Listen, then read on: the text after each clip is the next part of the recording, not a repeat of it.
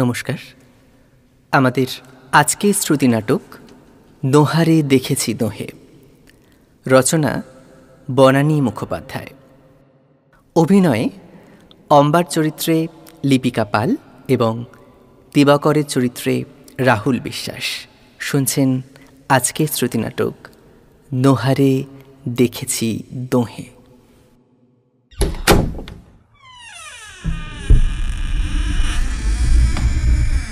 কি তুমি এখনো শোওনি? না। খেয়ে নিয়েছো তো? না। সে কি, কেন? রাত 12টা বাজে। তুমি জানো রাত 12টা বাজে? ও মা, জানবো না কেন? আমার হাতে ঘড়ি নেই? আছে, আমি মনে করেছিলাম নেই। না না, আছে বই কি, সেই জন্যই তো জিজ্ঞেস করছি। কত রাত্রির হয়ে গেছে, তুমি খাওনি কেন? তুমি বোধহয় ভুলে গেছো গত 10 বছর আমরা দুজনে রাত্রে একসঙ্গে খাই। ও বাবা, তোমার মেজাজ যে একেবারে সপ্তমে। কি হলো কি, কেউ এসেছিল? কথাটা কি হেসে উড়িয়ে দেওয়ার মতো? মানে তোমার তাই মনে হচ্ছে? বিকেল 4টের সময় বেরিয়েছো, ফিরলে রাত 12টা। এটা ভদ্রলোকের বাড়ি নাকি? এ আবার কেমন কথা? রাত 12টা কেন হলো সেটা তো তোমার জানার দরকার। না, আমার জানার দরকার নেই। নিশ্চয়ই দরকার আছে। কারণটা না জেনে তুমি অযথা মেজাজ গরম করবে তা তো হবে না। দেখো, এটা ঝগড়া করার সময় নয়, ঘুমোবার সময়। আমার ঘুম পেয়েছে, আমি যাচ্ছি। তার মানে তুমি খাবে না? খিদে নেই না খাবার ইচ্ছে নেই, কোনটা? কেন শুধু শুধু কথা বাড়াচ্ছ? বলছি না আমার ঘুম পেয়েছে, আমি শুতে যাচ্ছি। না, দাঁড়াও। চন্দননগর থেকে শ্যামবাজার আসতে কতক্ষণ লাগে বলে তোমার মনে হয়? ফাংশন শেষ হবার সঙ্গে সঙ্গে আমি ফোন করেছি, একবারও পাইনি, শুধু এনগেজড আর এনগেজড। তোমার প্রিয় পাঠক পাঠিকাদের ফোনে তোমার কুশল সংবাদ দিতে দিতে আমি তখন ক্লান্ত হয়ে পড়েছি। আসার পথে সুনীলদা, নবনীতাদি, অমিতাভদাকে পৌঁছে তবে তো আমাকে পৌঁছে দিয়েছে। রাত হবে না? এই শোনো শোনো, তোমার দাদা দিদিদের নামের লিস্টটা না আমায় না শোনালেও চলবে। হ্যাঁ, এরা তো একসময় তোমারও প্রিয় দাদা দিদি ছিলেন, তাই না? হঠাৎ তারা শুধু আমার দাদা দিদি হয়ে গেলেন কি করে? সেটা জানার আমার কোনো দরকার নেই। তুমি জানো অবান্তর কথা বলাটা আমি একদম পছন্দ করি না। আমি শুতে যাচ্ছি। শোনো, তুমি যাবে না, এখানে বসো। আমার কটা কথা তোমায় শুনতেই হবে। না, তোমার কোনো কথা শোনার আমার এতটুকুও ইচ্ছে নেই। এই যে আজ বিকেল 4টে থেকে রাত 11টা পর্যন্ত তোমার 20খানা ফোন এসেছে, নামগুলো লিখে রেখেছি, দেখে নিও। তা রাগটা কিসের জন্য হয়েছে? রাত করে বাড়ি আসার জন্যে না 20টা টেলিফোনের জন্যে? তোমার তো যথেষ্ট বুদ্ধি আছে, নিজেই বুঝে নাও। এক সময় আমি কিন্তু সারা দিনে তোমার 60-70টা ফোন রিসিভ করেছি। আমার রাগ হয়নি, আমার আনন্দ হয়েছে, আমার গর্ব হয়েছে। কবি হিসাবে আমার স্বামীর যে এতটা নাম, তার জন্য নিজেকে খুব অহংকারী মনে হয়েছে। তোমার স্ত্রী হবার অহংকার, বিখ্যাত কবি দিবাকর বোসের সহধর্মিণী হবার অহংকার। তাই এই কথাটা আজকে নতুন করে বলবার কি আছে? আছে আছে আছে, বলবার দরকার আছে। লিখতে আমি কোনোদিনই চাইনি, তুমিই ইনসিস্ট করেছো লিখতে। আমি ভয় পেয়েছি, তুমি ভয় ভাঙিয়েছ, সাহস দিয়েছ। সব সময় বলেছ লেখা তোমার রক্তে, লেখক বাবার মেয়ে লেখিকা হবে, এতে ভয়ের কি আছে? বলনি বলনি তুমি যে এটাই ন্যাচারাল? তা সেই ন্যাচারাল আজ হঠাৎ এমন অ্যাবনর্মাল হয়ে গেল কি করে? কারণ ব্যাপারটা নর্মাল নেই বলে। তাই তোমার লেখাকে উৎসাহ দিতে গিয়ে আমার একবারও মনে হয়নি যে লিখতে গিয়ে তুমি আর আমার কথা একবারও ভাববে না, আমার দিকে একবারও তাকাবে না, সংসারের থেকে পুরোপুরি সরে যাবে। মানে এতটা মিথ্যে কথা বলতে তোমার সংকোচ হচ্ছে না? তোমার লজ্জা করছে না? কথাটা তোমার মিথ্যে বলে মনে হচ্ছে না? না, মিথ্যে নয়। নিজের মনকে জিজ্ঞেস করে দেখো না, কতদিন তুমি রান্নাঘরে যাওনি, আমার পছন্দ মতো কিছু রান্না করনি। কতদিন? তুমিও নিজের মনকে জিজ্ঞাসা করে দেখো। এক সময় তুমিই আমাকে বলেছিলে কিনা একদম রান্নাঘরের দিকে যাবে না, লোক আছে সে রান্না করবে, তুমি শুধু লিখবে, মন দিয়ে লিখবে। বলনি তুমি? তার মানে এই নয় যে কখনোই রান্না করবে না, কখনোই আমার কথা ভাববে না? এ কথাটা তুমি বলতে পারলে? আমি তোমার কথা ভাবি না, ভালোবাসি না বলতে পারলে তুমি? 3টে পুজো সংখ্যা লেখা আমার হাতে, স্বভাবতই একটু ব্যস্ত হয়ে পড়েছি। হয়তো হয়তো সেই জন্যেই একটু কম নজর দিয়েছি তোমার দিকে। তাই বলে তুমি এ কথা বলবে যে আমি তোমার কথা ভাবি না? ঠিক আছে, আমি সম্পাদকদের কালই জানিয়ে দেব যে আমি লিখবো না। আপনারা অ্যাডভান্সের টাকা ফেরত নিয়ে যান। হ্যাঁ, তা না হলে 16 কলা পূর্ণ হবে কি করে? দিবাকর বোসকে তো আরো নিচে নামাতে হবে, তাই না? না হলে চলবে কি করে? তুমি কি বলছো তুমি বুঝতে পারছো? নেশা যে করনি সেটা তো বুঝতেই পারছি। নেশা না করেই ভুল বকছো? ভুল বকছি? তা না তো কি? একটা কথার উত্তর দাও তো। তুমি কি চেয়েছিলে? তোমার বউ শুধু লিখবে কিন্তু বাইরে বেরোবে না, সে শুধু তোমার সঙ্গে বেরোবে আর কারো সঙ্গে যাবে না। কিন্তু আমার সঙ্গে তুমি কোথাও যাবে না, কোনো ফাংশনে নয়, সাহিত্য সভায় নয়, কোথাও না। তোমার সম্মানে লাগে। তাহলে তোমার বউ কি করবে? তার কোনো সঙ্গী নেই, বাচ্চা নেই, সে একা, একেবারে একা।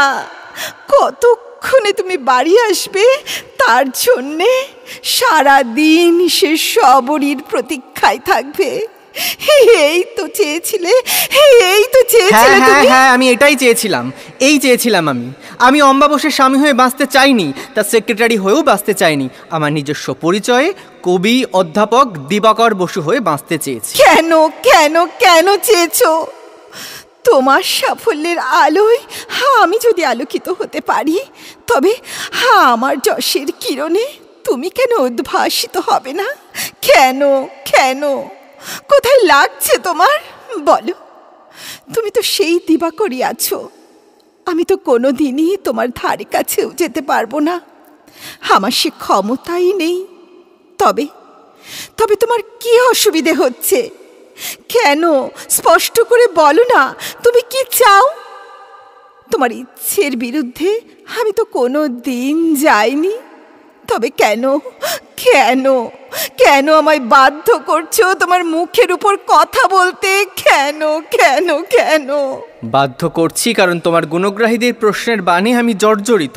তুমি কি খাচ্ছ, কোথায় যাচ্ছ, আমার সঙ্গে ভাব আছে কিনা, বাচ্চা কাচ্চা কেন হয়নি, টিভি সিরিয়ালে লিখছো কিনা, সিনেমাতে গল্প লিখছো কিনা, এই সমস্ত প্রশ্নের জবাব দেওয়ার জন্য আমি নিজেকে দিবাকর বসু তৈরি করিনি। কিন্তু আমি যে সব সময় নিজেকে দিবাকর বসুর স্ত্রী অম্বা বোস বলেই তৈরি করেছি। আজ আমার নিজের পরিচয়টা আমার কাছে নতুন কিছু মনে হয় না। মানুষের তো 2-3টে নামও থাকে, ওটাও আমার আরেকটা নাম, লেখিকা অম্বা বসু। অন্তত আমি তাই মনে করি। তুমি কি মনে করো আর না করো তা জানার আমার বিন্দু মাত্র ইচ্ছে নেই। মোট কথা, কাল থেকে আমি তোমার কোনো ফোন রিসিভ করতে পারবো না। দরকার হলে একজন সেক্রেটারি রাখতে পারো। তুমি কেমন করে কখন পাল্টে গেলে? কবে থেকে তুমি একেবারে অন্য মানুষ হয়ে গেলে গো? কবে? আমার দিকে তাকাবার সময় পাওনি তো, তাই জানতে পারোনি আমি কবে পাল্টে গেছি। আমি অনেক দিন লক্ষ্য করেছি, আমার পাওয়া ওই পুরস্কার দুটোর দিকে তুমি কখনো তাকাও না, কোনো দিন না। কিন্তু তোমার পাওয়া ওই অফুরন্ত পুরস্কারগুলো আমার প্রাণ, আমার সঙ্গী, আমার জীবন। ওরা আমার সন্তানের মতো। আমি রোজ ওদের পরিষ্কার করি, আদর করি। কিন্তু আমার পাওয়া পুরস্কার দুটোর দিকে তুমি কখনো ফিরেও চাওনি, দেখনি ওর ভিতরে কি লেখা আছে। হ্যাঁ, দেখিনি আমি, কারণ ওর ভেতরে লেখা বাঁধা গদগুলো আমার জানা, আমার মুখস্থ। আর ওসব পুরস্কারে আমার এখন আর কিছু যায় আসে না। কিন্তু আমার যে যায় আসে, আমার তো সময় কাটাবার কেউ নেই। ওই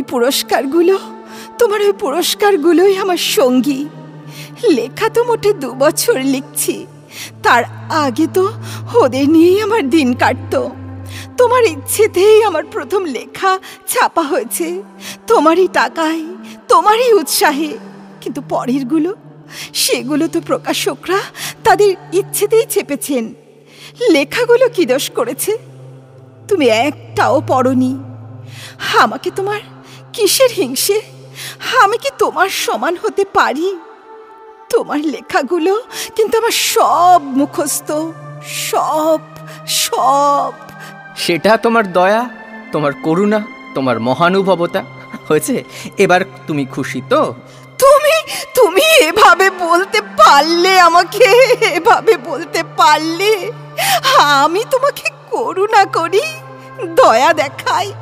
ছি ছি, এইভাবে বললে তুমি?